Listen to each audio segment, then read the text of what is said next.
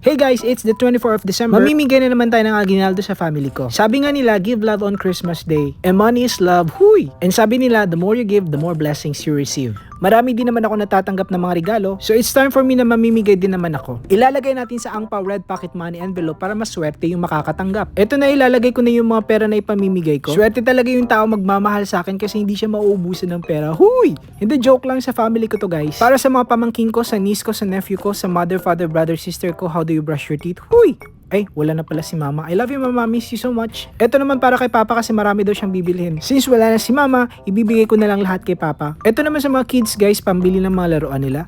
Pero may nabili din naman ako ng mga gamit nila. Bonus na lang to guys para sa kanila. Mapupunta din naman to sa mama nila eh. Huy! Ayan, lalagyan na natin ng pangalan para hindi ako malito mamaya sa pamimigay ko. Sana sa 2025 mas marami akong blessing na marireceive para mas marami akong mabibigyan ng regalo pagdating ng December. At kahit papaano mayroon din naman namimigay sa akin ng pera. Yung kuya ko tsaka yung mga ate ko sa Japan. Kaya binili ko na lang na regalo para sa sarili ko guys. So I bought a ring kanina sa jewelry store. Medyo mahal siya guys kasi mahal yung gold ngayon. Pero okay lang kasi investment din naman to. Kasi mas tataas pa yung value ng gold next time. Nabalot ko na yung mga regalo para sa mga pamangkin ko, sa papa ko, sa sister ko. Ilalagay ko na to sa Christmas tree kasi maghahanda na kami sa Noche Buena. Merry Christmas everyone. I love you guys. Bye bye!